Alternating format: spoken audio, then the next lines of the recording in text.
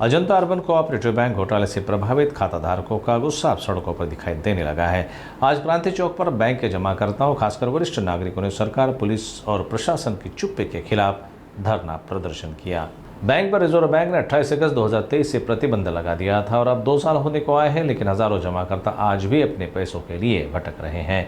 26,000 खाताधारकों में से 70% से अधिक वरिष्ठ नागरिक हैं, जिनकी जीवन भर की पूंजी इस बैंक में फंसी हुई है। कुछ लोग अपनी दवाइयां और रोजमर्रा की जरूरतों को भी पूरा नहीं कर पा रहे हैं।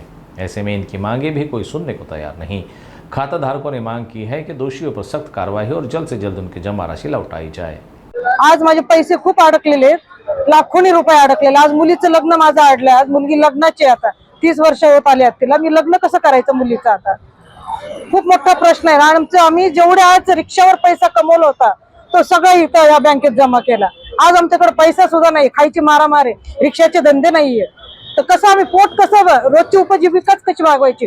मुलगा शिक्षण करतो, या वर्षी 10वीला आहे, 10वीची फीस भरायला सुद्धा आज आमच्याकडे पैसे नाहीये। तर मग आम्ही काय करायचं? आमच्यासारख्या गोरगरिबांनी भीक मागायची का? आता तेवढंच राहिलंय, आता रस्त्यावरून भीक मागायचं आम्हाला। हा, रिक्षाचे धंदे नाही, जायचं कुठं आता आमच्या सारख्यांनी? आता इतके आम्ही किती वेळेस तरी त्याला भेटलो, पण तो देऊ देऊ करतो, देत तर नाहीच तो पैसे। असं गोरगरिबांचा पैसा कोण, यांना काय मिळणार आहे आज? आणि त्याच्याकडे प्रशासन पाठीशी घातली। हा, तेच मुख्यमंत्री लेवलला दाखल होत नाही। हा, अपेक्षा त्यांनी आमचे लवकरात लवकर पैसे देऊन टाकावे। आता आम्हाला आत्महत्येचा प्रयत्न तोच आहे। आज आम्ही आत्महत्याच करणार आता, कारण मुलांना आम्ही आता घरी जाऊ। आता आम्ही त्याच्या घरी जाऊन आम्ही आत्महत्या करणार आता। माझं नाव अनुराधा नगरकर। हा, मी शिवाजीराव त्र्यंबकराव देशमुख या बँकेचा सभासद पण आहे, ठेवीदार पण आहे।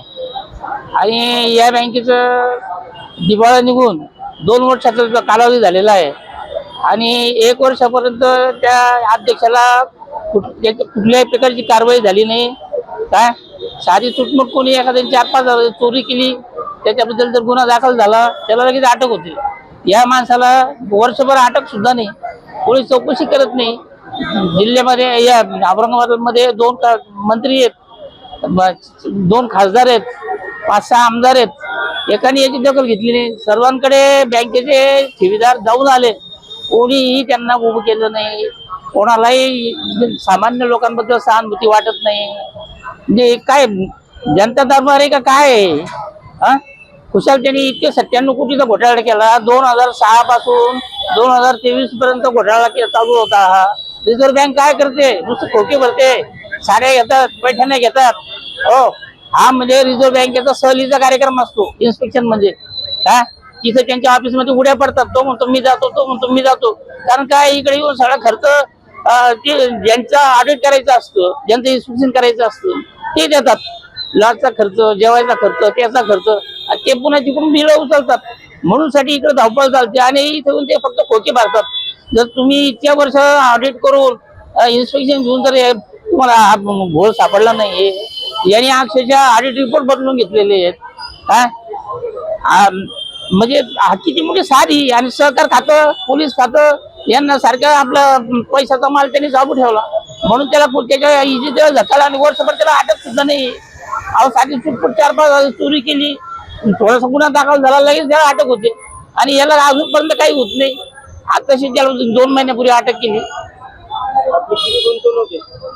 माझी पुष्कळ 25 लाखाची गुंतवणूक होती, म्हणजे माझी आणि माझ्या दोन्ही मुलींची मिळून। आमचे फक्त ते GICचे ते वर्षाने आले, इन्शुरन्सचे पैसे मिळाले इतकं वेळ का? त्याशी 3 महिन्याची मुदत असते।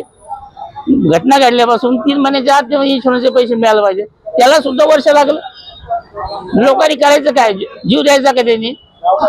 माझं नाव शिवाजीराव त्र्यंबकराव देशमुख।